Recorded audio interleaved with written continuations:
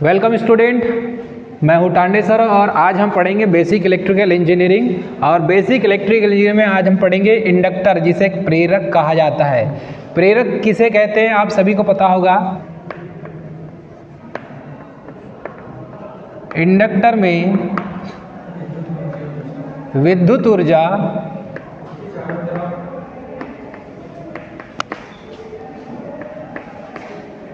उसके चारों तरफ बनने वाले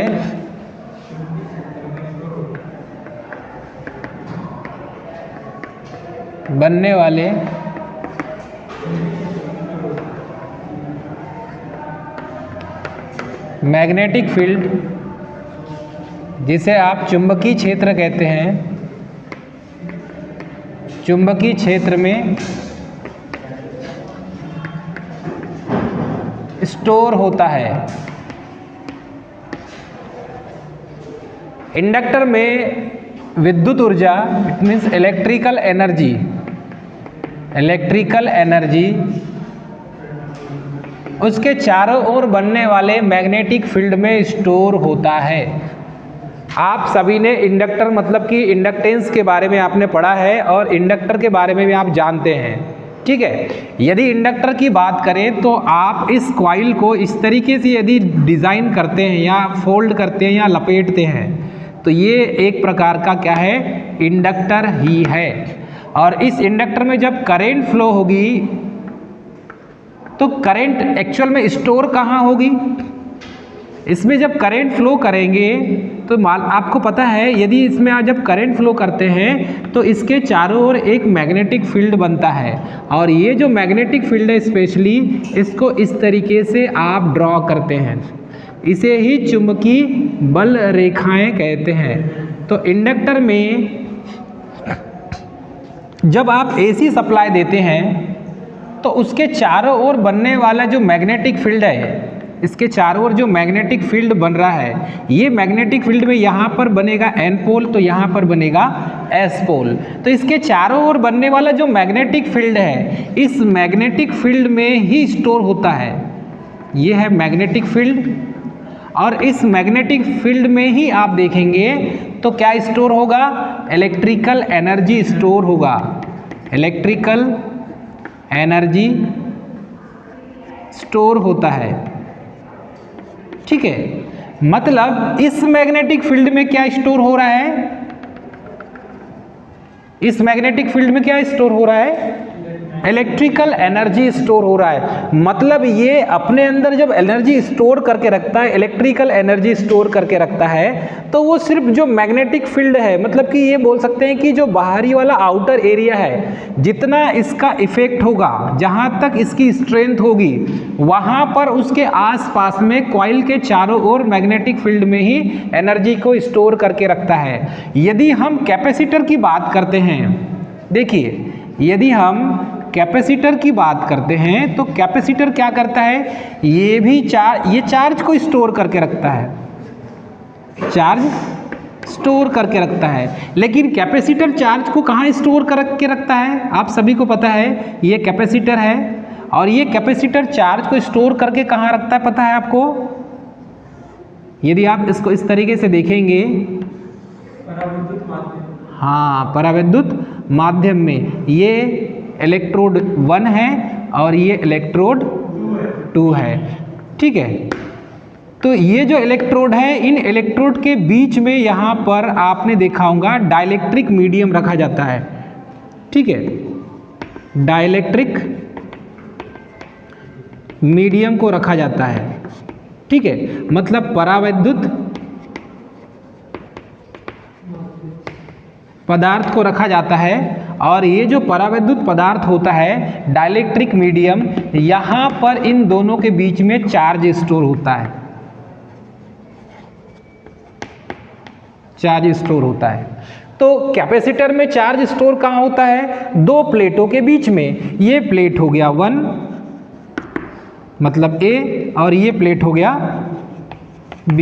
इन दोनों के बीच में जो परावैद्युत पदार्थ है, डाइलेक्ट्रिक मीडियम है, वहां पर चार्ज स्टोर होता है, ठीक है। चलिए तो ये आपको समझ में आया क्या इंडक्टर मेन काम क्या करता है।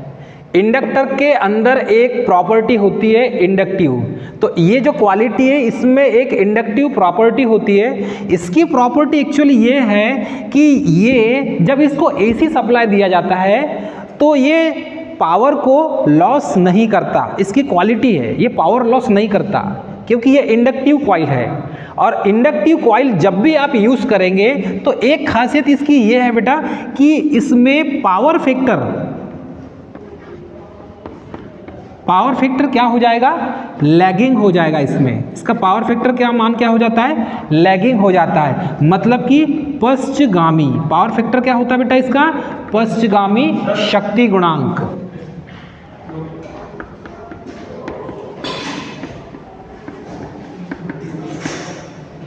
थोड़ी देर बाद जाना है ना। तो पावर फैक्टर जो है लैगिंग है, पश्चगामी शक्ति गुणांक, ये इसका पावर फैक्टर होता है। इंडक्टर में जब भी आप एसी सप्लाई देते हैं, इंडक्टर की एक क्वालिटी है जब आप इसमें एसी सप्लाई देते हैं तो एसी सप्लाई देने पर इसमें क्या क्या क्रिएट होगा, एक तो होगा एमएमएफ और दूसरा क्या हो जाएगा ईएमएफ। ये दोनों इसमें प्रोड्यूस होता है। और जब ये दोनों प्रोड्यूस होता है तो जब एमएमएफ प्रोड्यूस होगा तो यहाँ पर एन पोल मतलब नॉर्थ पोल और साउथ पोल बन जाएगा। तो जब भी ऐसी सिचुएशन आती है तो ये जो चार्ज को स्टोर करके कहाँ रख रहा है, ये एनर्जी को, इलेक्ट्रिकल एनर्जी को स्टोर कहाँ करके रख रहा है, मैग्नेटिक फील्ड में। और कैपेसिटर क्या करता है, चार्ज को स्टोर करके कहाँ रखता है, दो प्लेटों के बीच में। तो ये पावर फैक्टर को इंप्रूवमेंट करता है। कैपेसिटर का काम क्या है, पावर फैक्टर को इंप्रूवमेंट करने का, ठीक है, क्योंकि जितनी रिक्वायरमेंट होगी उतना पावर फैक्टर वो क्या करता है, मशीन को देता है।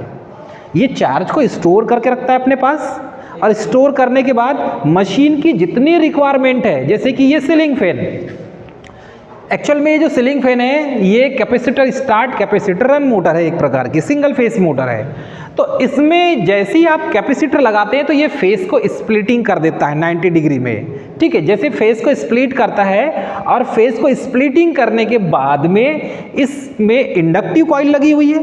तो इंडक्टिव कॉइल लगी होने के कारण इसका जो पावर फैक्टर है यही इंडक्टिव कॉइल लगी हुई है, तो पावर फैक्टर क्या हो जाएगा बेटा, लैगिंग हो जाएगा, पश्चगामी शक्ति गुणांक हो जाएगा। अब ये पश्चगामी शक्ति गुणांक जब हो जाएगा तो इसमें पावर फैक्टर, इसमें एंगल जो है वो एंगल का मान बदल जाएगा इसमें, ठीक है, एंगल का मान बदल जाएगा। अब हमें एंगल के मान को बदलना भी है और दूसरा पावर फैक्टर को बढ़ाना भी है, तब हम यहाँ पर पेपर कैपेसिटर का यूज करते हैं। सीलिंग फैन में पेपर कैपेसिटर का यूज करते हैं। तो पेपर कैपेसिटर का यूज करते हैं तो कैपेसिटर अलग अलग टाइप के होते हैं। तो पेपर जैसे कैपेसिटर का यूज करेंगे तो ये फेस को स्प्लिट कर देगा, 90 डिग्री में कर देगा।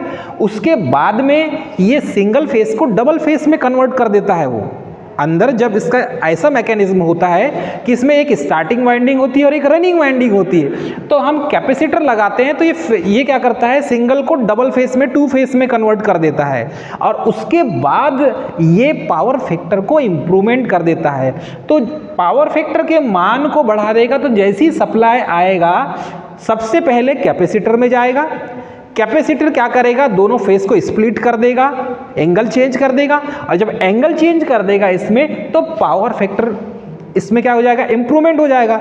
ये कुछ चार्ज को अपने पास स्टोर करके रखता है और जैसे ही उस मोटर को जितनी रिक्वायरमेंट होगी उतनी उसको सप्लाई देगा और बाकी अपने पास स्टोर करके रख लेगा। और जैसी फ्लक्चुएशन कम ज़्यादा होगा तो वैसे ही क्या करेगा, ये अपने पास की चार्ज को उसको दे देगा, ट्रांसफ़र कर देगा। इस तरीके से ये एक प्रकार का कैपेसिटर बैंक का भी काम करता है। एक प्रकार का ये चार्ज को स्टोर करके रखता है, एक बैंक है ये, क्योंकि वहां पर करंट की जो लिमिट है वो ज़्यादा चाहिए, उसको करंट ज़्यादा चाहिए, तो वो उसको बैलेंस कौन करता है, कैपेसिटर करता है। तो ये इंडक्टर के साथ में अक्सर कैपेसिटर को इसीलिए जोड़ देते हैं। ठीक है, इतना समझ में आ गया आपको। आगे लिखिए, इसका एक फार्मूला है, E is equal to half LI square. ये इसका फार्मूला है, E is equal to half LI square. तो ये E energy, is equal to half L I square, ये करंट का स्क्वायर है, ठीक है। एल इंडक्टिव एल लिख लीजिए, इसमें एल क्या है बेटा, इसमें इंडक्टेंस है, और आई क्या है, इसमें एम्पियर करंट है। तो लिख सकते हैं इसको, where L is inductance of coil, और इसकी यूनिट क्या होती है, हेनरी, और I is called flowing current of coil, और ये क्या होती है, एम्पियर में। इस तरीके से लिख सकते हैं आप। और ई क्या है, एनर्जी। इंडक्टर का जो मेन काम होता है, ये इलेक्ट्रिक करंट का, इंडक्टर का मेन वर्क क्या है, इलेक्ट्रिक करंट का अपोज करता है। ये इलेक्ट्रिक करंट का अपोज मतलब कि विरोध करता है, विरोध करता है। और कैपेसिटर की बात करें बेटा, तो कैपेसिटर वोल्टेज का विरोध करता है। कैपेसिटर किसका विरोध करता है, वोल्टेज का विरोध करता है। इन दोनों में खासियत यही है, कैपेसिटर वोल्टेज का विरोध करता है और इंडक्टर करंट का विरोध करता है।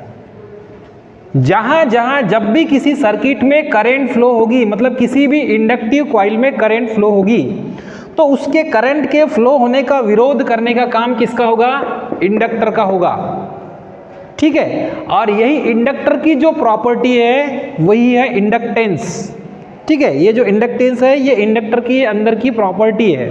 तो जब भी इंडक्टिव कॉइल में करंट फ्लो होगी तो करंट के फ्लो का अपोज कौन करेगा, इंडक्टर करेगा।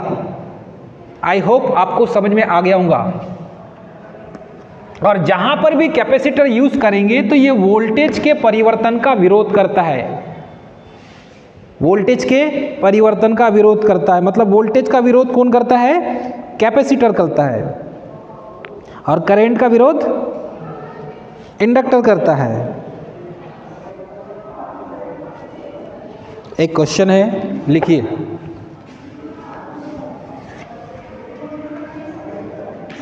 क्वेश्चन 1, ये एक सर्किट डायग्राम है। इस सर्किट डायग्राम में एक कॉइल लगी हुई है बेटा, एक वोल्टेज सोर्स लगा हुआ है, यहाँ से बैटरी सोर्स, 10 एम्पियर की करंट फ्लो हो रही है, ठीक है। इस सर्किट में 10 एम्पियर की करंट फ्लो हो रही है और 1 मिली हेनरी इसमें इसका इंडक्टेंस का मान है। आपको बताना है इंडक्टर में स्टोर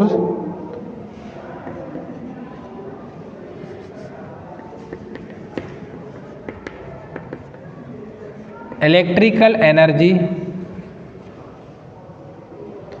का मान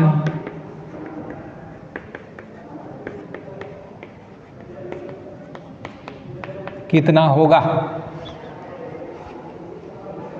चलिए बनाइए बेटा, ठीक है। ये जो लिखा है ये एक्चुअल में ये मिली हेनरी है ना, ये क्या है, मिली हेनरी है। अब बताइए इसका मान कितना होगा। यहाँ आई लिख लो और यहाँ पर 10 एम्पियर लिख लीजिए। सॉल्व करिए, इसका आंसर कितना होगा। इंडक्टर में स्टोर इलेक्ट्रिकल एनर्जी का मान कितना होगा।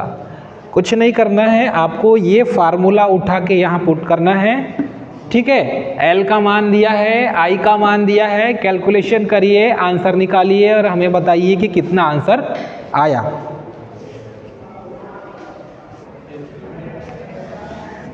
दिया है, क्या दिया है बेटा, हमारे पास क्या क्या दिया है, I का मान दिया है 10 एम्पियर, ठीक है, और उसके बाद L का मान दिया है 1 मिली हेनरी, मतलब कि 1 मिली हेनरी मतलब 1 × 10⁻³ ठीक है।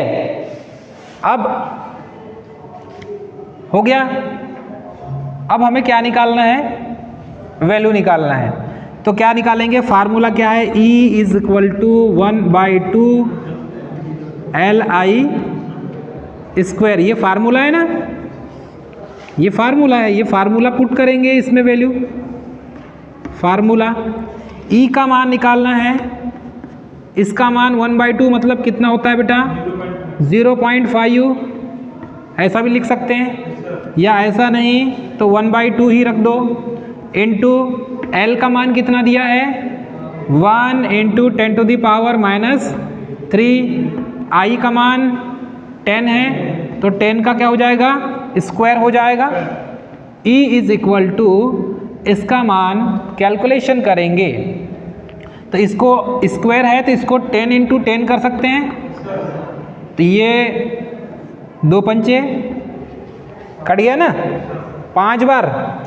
अब ये भी 10⁻³ है, ये भी 10⁻³ है ना, तो इसको हम इस तरीके से लिख सकते हैं क्या, यदि ये कैलकुलेशन, ये यदि इसको ऐसा नहीं काटना है, आपको ऐसा नहीं काटना है तो क्या कर सकते हैं आप, इसको 1/2 ही रहने दें, ठीक है, और इसको भी जैसा का वैसा रहने दें, देखिए 10⁻² रहने दें, इसको ऐसा लिखिए 1/2 × 1 × 1/10⁻³ की पावर लिख सकते हैं, इंटू 10⁻10 पे 2 की घात। अब ये इसको काट सकते हैं क्या, ऐसा कट जाएगा क्या, तो बचेगा क्या हमारे पास, E = 1/2 × 1 × 1/10, इतना बचेगा हमारे पास, बचेगा ना। अब E = ये क्या हो जाएगा, कहीं गड़बड़ है,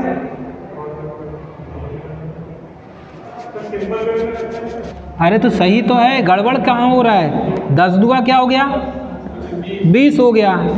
अब इसको भाग देंगे तो 20 पंचे 100 ही तो होता है ना, तो 0.05 इतना ही आएगा ना, 0.05 मिली जूल होगा। ये क्या होगा, यूनिट क्या है इसकी, यही तो चाहिए हमको, यही तो चाहिए हमको,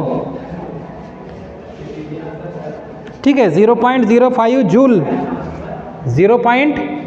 मिली जूल नहीं आएगा बेटा ना, मिली जूल कब आएगा, जूल आएगा। मिली जूल के लिए हमको क्या करना पड़ेगा, ये हो जाएगा 2 शून्य यहाँ सामने जाए तो 50 मिली जूल आ जाएगा, तब आएगा ये 50 मिली जूल। हाँ दोनों सही है, या तो फिर ये लगा लो आप, ऑब्जेक्टिव मतलब आंसर जो है 4 आंसर में यदि देखेंगे 4 ऑप्शन में, तो ये दिया रहेगा तो ये ठीक है, या ये दिया रहेगा तो ये ठीक है, तो ये हो जाएगा जूल, JU। चलो ये तो लिखा ही है, इस तरीके से सॉल्व करेंगे, इस पे क्वेश्चन आते हैं, बनते हैं भैया, एग्ज़ाम में पूछे जाते हैं, हमारा काम है क्वेश्चन कराने का।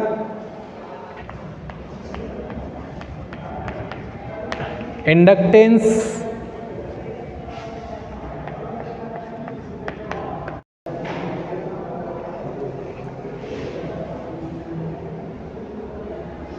चलिए, जब समान पोलैरिटी हो, देखिए ये इंडक्टिव कॉइल L1 है और ये L2 है, जब समान पोलैरिटी होती है तो क्या होता है, देखिए हमने जो याद किए हैं वो बताएंगे आपको। L1 और ये हो गया L2, और यहाँ पर क्या लगा बेटा, ये डॉट लगा हुआ है, क्या लगा हुआ है, डॉट। जब ये ऐसा डॉट लगा होगा तो समान पोलैरिटी होगी, क्या होगी, पोलैरिटी मतलब कि ध्रुवता दोनों की समान होगी। ये भी कॉइल सीरीज में जुड़ी हुई है और यहाँ पर देखेंगे समान ध्रुवता मतलब सेम पोलैरिटी जब होगी दो कॉइल की तब उस समय क्या होगा। इसका मैक्सिमम उपयोग जब ट्रांसफार्मर की कॉइल की जो वाइंडिंग की जाती है तब उस समय इन समान पोलैरिटी को चेक किया जाता है, ध्यान दिया जाता है। तो जब इस दो कॉइल को सीरीज में जोड़ेंगे और समान पोलैरिटी होगी तो यहाँ पर क्या हो जाएगा बेटा, L1 प्लस M और L2 प्लस M, ठीक है। ये दोनों के बीच में क्या हो गया, M मतलब बेटा क्या होता है, म्यूचुअल। ये M मतलब क्या हो जाएगा, म्यूचुअल, ठीक है। ये M मतलब क्या है, म्यूचुअल, ठीक है। यहाँ पर म्यूचुअल इंडक्शन की क्रिया होती है तो L1 प्लस M और L2 प्लस M ये यहाँ पर क्रिएट होता है म्यूचुअल वाला। यहाँ H लिख दिए क्या हमने, यहाँ पर M लिखेंगे आप। अब देखिए जब सेम पोलैरिटी होगी तो इसका इक्विवेलेंट इंडक्टेंस कितना होना चाहिए। तो सेम पोलैरिटी होने पर इक्विवेलेंट इंडक्टेंस, इक्विवेलेंट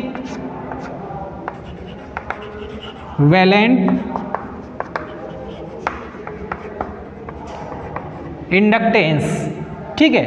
तो इक्विवेलेंट इंडक्टेंस क्या हो जाएगा, LAB, ठीक है। क्या दिया हुआ है, हमने क्या लिखे हैं, L1 plus M plus L2 plus M। तो क्या हो जाएगा बेटा, L1 plus L2 plus 2M, क्या हो जाएगा, L1 ये M प्लस M क्या हो जाएगा, 2M हो जाएगा ना। तो LAB is equal to L1 plus L2 plus 2M। जब समान पोलैरिटी होगी तो इतना होगा इसका मान। मतलब जैसे इसके पहले हमने एक फार्मूला देखा था ना, वैसे ही ये इसके फार्मूले हैं। Equivalent inductance LAB is equal to L1 plus L2, ये इसके लिए होगा LAB is equal to L1 plus L2। No talking, no walking, बातें नहीं, ठीक है। इतना याद हो जाएगा आपको। L1 प्लस L2 जब समान पोलैरिटी हो, समान ध्रुवता के हो तब के समय में। समान ध्रुवता कैसा है बेटा, देखिए इसका जो है ये स्टार्टिंग सिरा और इसका अंतिम सिरा, फिर इसका स्टार्टिंग सिरा इसका अंतिम सिरा, ऐसा हुआ कि नहीं। मतलब पोलैरिटी दोनों क्या हो गई, एक समान हो गई। असमान नहीं है, समान पोलैरिटी है, ठीक। तो इस तरीके से आप इसको याद रखेंगे। उसके बाद असमान ध्रुवता, सेकंड में क्या लिखेंगे बेटा, असमान ध्रुवता, असमान ध्रुवता, असमान ध्रुवता। असमान ध्रुवता होने पर मतलब कि पोलैरिटी जब अलग अलग हो जाएगी तब के समय में क्या होगा। तो यहाँ पर इस डायग्राम को इस टाइप से बना लीजिए। डायग्राम कैसा बनेगा बेटा, ये एक कॉइल है, कॉइल थोड़ी सी गड़बड़ बन गई है। कॉइल का एक टर्न ऊपर चला गया है, दूसरा नीचे चला गया है, मतलब वाइंडिंग सही नहीं किया आपने, उसमें मोटर जलने के चांसेस रहेंगे। कॉइल ऐसी एक समान दिखना चाहिए, ठीक है। फिर दूसरी कॉइल हो गई, इस तरीके से आपने कॉइल को कनेक्ट कर दिया। तो ये और ये दो कॉइल हो गई। अब इसमें जब असमान ध्रुवता हो तो असमान ध्रुवता के समय में पोलैरिटी कहाँ कहाँ होगी। भाई साहब ध्यान से देखिए, इधर गौर से देखिए, इधर पीछे वाले इधर ध्यान से देखिए। जब समान पोलैरिटी थी तो ये देखो, ये पोलैरिटी में ये इसका मान, इसे क्या कहते हैं बेटा मालूम है, म्यूचुअल। इसे क्या कहा जाता है, म्यूचुअल। ये जो डॉट डॉट लगा है ना, ये डॉट डॉट म्यूचुअल को रिप्रेजेंट करता है। जब असमान पोलैरिटी होगी तो यहाँ पर डॉट आमने सामने आ जाएंगे। कैसे आ जाएंगे, आमने सामने आ जाएंगे। असमान पोलैरिटी में डॉट आमने सामने हो जाएंगे, ठीक है। तो जब डॉट आमने सामने हो जाएंगे असमान पोलैरिटी में, तो यहाँ से इसमें ये क्या है, कॉइल, इसका मान क्या है बेटा, L1, और इसका मान क्या है, इसका मान क्या है, L2। अब देखो ये आमने सामने हो गए, मैं साइन भी लगाते जा रहा हूँ ताकि समझ में आए। ये क्या हो गया बेटा L1 और ये क्या हो जाएगा L2। तो इन दोनों का जो म्यूचुअल है यहाँ पर ये डॉट लग चुका है, तो असमान पोलैरिटी में क्या हो जाएगा बेटा कि ये देखो ये इधर से इसको और ये इधर से एक दूसरे को क्या कर रहे हैं, ब्रेक कर रहे हैं। तो जब भी ब्रेकिंग की सिचुएशन होगी तो वहाँ पर माइनस चिन्ह क्रिएट होगा, मतलब एक दूसरे को अपोज करेंगे। तो ये हो जाएगा यहाँ पर जैसे ये लिखा था L1 माइनस M और ये हो जाएगा L2 माइनस M। ठीक है, तो फार्मूला क्या बनेगा बेटा, फार्मूला इक्विवेलेंट इंडक्टेंस क्या हो जाएगा इसका, इक्विवेलेंट इंडक्टेंस हो जाएगा LAB is equal to L1 plus L2।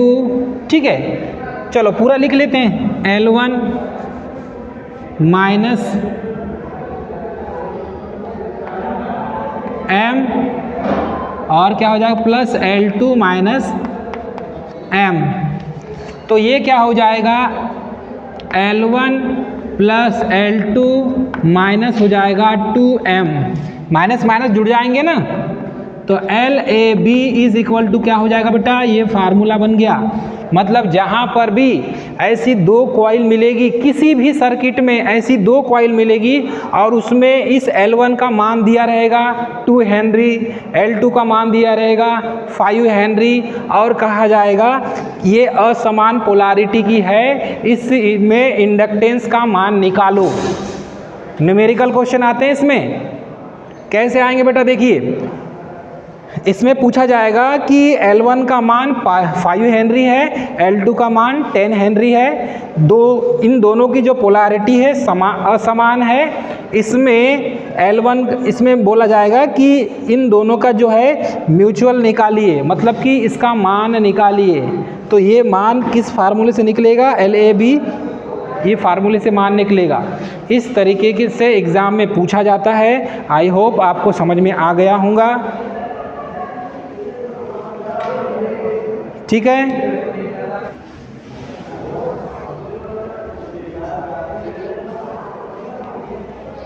तो ये तो था inductance in series.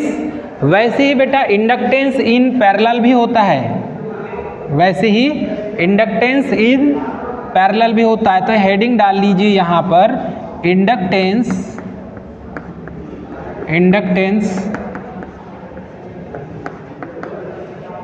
In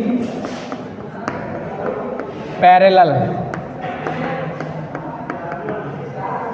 inductance in parallel. दो इंडक्टेंस है हमारे पास, उनको हम अब कैसा करेंगे, पैरेलल में जोड़ेंगे। दो इंडक्टेंस है हमारे पास, इनको कैसा करेंगे, पैरेलल में जोड़ेंगे। तो पैरेलल में जोड़ने पर क्या होगा, इनका इक्विवेलेंट इंडक्टेंस ये देखना है हमें। ठीक है,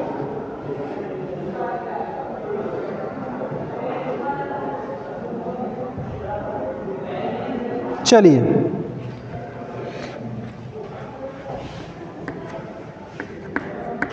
जब दो इंडक्टेंस कॉइल को आपस में एक दूसरे के, इसको टेक दो, समांतर जोड़ा जाता है, तब उसका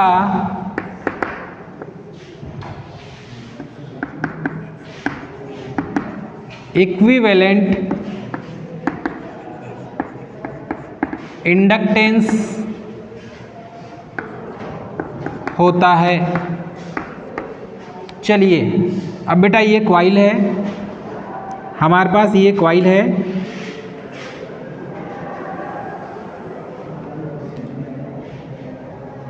लाइन सीधी है ना,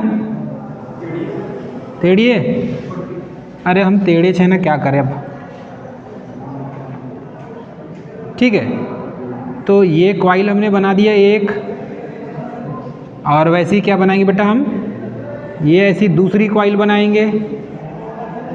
और हमने क्या किया, दोनों कॉइल को पैरेलल में कनेक्ट कर दिया। तो जब दोनों कॉइल को हम आपस में पैरेलल में कनेक्ट कर देंगे तब क्या होगा बेटा, ये हो जाएगा x और ये हो जाएगा y, सिरा हो गया। अब यहाँ पर हम क्या करेंगे, ठीक है, जब दो इंडक्टेंस कॉइल को आपस में एक दूसरे के समांतर में जोड़ा जाता है तब उसका इक्विवेलेंट इंडक्टेंस होता है। तो सबसे पहले हम देखेंगे समान पोलैरिटी। क्या देखेंगे बेटा, समान ध्रुवता। समान ध्रुवता होने पर क्या होता है, तो जब समान पोलैरिटी हो जाएगी इन दोनों की, जैसे यहाँ पर हमने इसको डॉट लगा दिए और यहाँ पर डॉट लगा दिए, तो इनकी पोलैरिटी क्या हो गई, समान हो गई। इसमें और इसमें इस टाइप से लगाएंगे आप, ठीक, तो ये हो जाएगा L1 एंड ये हो जाएगा L2, L1 और L2, इस टाइप से आप लिखेंगे इसको। अभी समान पोलैरिटी है तो समान पोलैरिटी में इसका फार्मूला क्या बनेगा, इसके समान पोलैरिटी में इसका फार्मूला क्या बनेगा, LXY is equal to L1 plus L2, ठीक है, और उसके बाद बनेगा माइनस m का square upon L1 plus L2 minus बनेगा 2m। आई होप मैं सही लिख रहा हूं।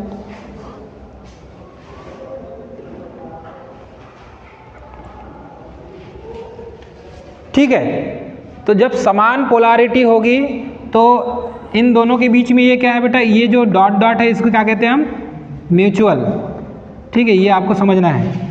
तो ये इसका फार्मूला बन जाएगा, जब दो इंडक्टिव कॉइल को एक दूसरे के समांतर में जोड़ा जाएगा और इन दोनों की पोलैरिटी क्या हो, समान हो, दोनों में डॉट समान हो, तब उसका फार्मूला क्या बनेगा, इक्विवेलेंट इंडक्टेंस का फार्मूला है ये जो फार्मूला है, यह formula equivalent inductance in parallel का है, ठीक। सेम सिचुएशन यहां पर होगी असमान ध्रुवता में, असमान, वेरी गुड, बहुत अच्छी चाक लेके आए आप, असमान ध्रुवता।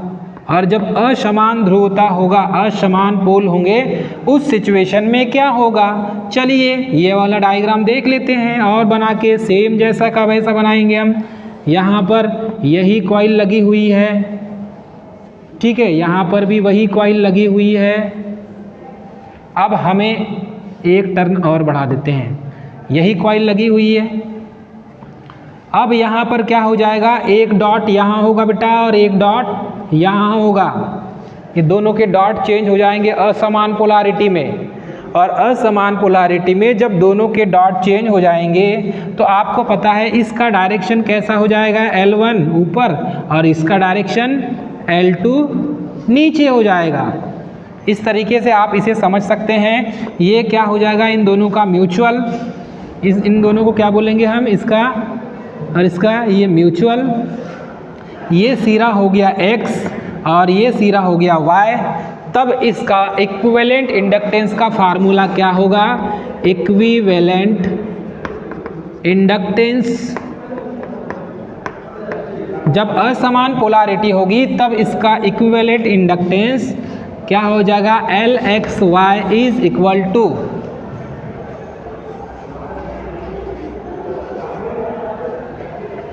यदि असमान ध्रुवता हो तो समतुल्य इक्विवेलेंट क्या होगा, असमान ध्रुवता होने पर इक्विवेलेंट इंडक्टेंस का मान कुछ नहीं है, जहाँ पर L1 प्लस L2 और जहाँ पर m स्क्वायर लिखा है वो जैसा का वैसा ही लिखना है भाई साहब।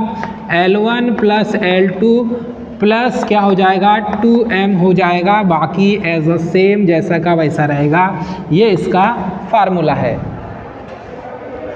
अब यही एग्जाम में पूछा जाता है, इस पर बेस्ड न्यूमेरिकल क्वेश्चन बनते हैं, इस फार्मूले न्यूमेरिकल क्वेश्चन बनते हैं, इस फार्मूले में न्यूमेरिकल क्वेश्चन बनते हैं, इस फार्मूले में न्यूमेरिकल क्वेश्चन बनते हैं। ये आपकी जवाबदारी है इसको याद करने की। सोते जागते उठते बैठते आप एक चार्ट बना लो, जहाँ पर आप पढ़ाई करने बैठते हो वहाँ पर चार्ट में ये सारे फार्मूले लिख लेना, इन फार्मूले को लिख लेना और उसको लिख लिख के याद करना। क्योंकि जब मैं डिप्लोमा कर रहा था उस समय मैं ये फार्मूलों को याद करने के लिए वाइट वाले पेज आते हैं जिसमें लिखते हैं आप फोटोकॉपी वाले A4 साइज के, उस पेज में लिख लिख के मैं चिपकाया करता था। जो चीज़ याद करना है याद नहीं होती थी तो उसको चिपका कर सोते जागते उठते बैठते जब भी कोई भी काम कर रहे हैं एक नज़र उधर घुमाएं तो वो बार बार देखने से याद हो जाता था, सिर्फ देखने से। तो आपको ऐसा करना है, ऐसा करने से फ़ायदा मिलेगा आपको और वो याद हो जाएगा। और याद हो जाएगा तो फार्मूले याद रहेंगे तो कंपटीशन एग्ज़ाम को फाइट कर सकते हो आप। न्यूमेरिकल क्वेश्चन आते हैं इनमें। ये जो मैंने लिखाने के पीछे मेरा श्रेय क्या है कि न्यूमेरिकल क्वेश्चन आपसे बन जाए और इस पर न्यूमेरिकल क्वेश्चन पूछे जाते हैं। ठीक है, आई होप आपको समझ में आ गया होगा। तो आज की क्लास के लिए इतना ही। मैं सभी स्टूडेंट से उम्मीद करता हूँ कि इंडक्टेंस एंड सीरीज़ और इंडक्टेंस एंड पैरेलल इन दोनों को समझ में आ गया होगा आपको। जब दो इंडक्टेंस को सीरीज़ में जोड़ते हैं तो क्या होता है, जब उसमें समान पोलैरिटी होती है तो फार्मूला क्या बनता है। समान पोलैरिटी में देखो ये डॉट जो है वो दोनों के सामने सामने मिलेंगे तो समान पोलैरिटी हो जाएगी। असमान पोलैरिटी में क्या होगा, ये देखिए एक डॉट यहाँ हो गया एक डॉट यहाँ पर हो गया तो ये असमान पोलैरिटी हो गई।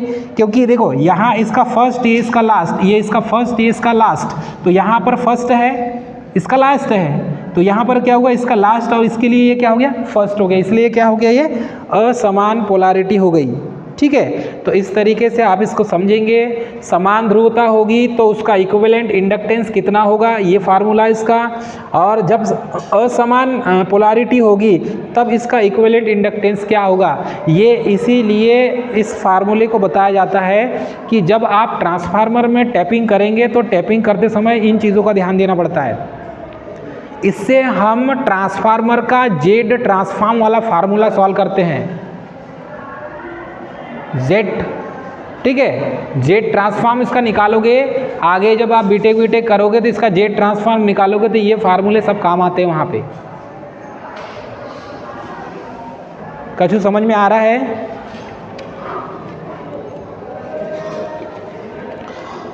तो आज की क्लास के लिए इतना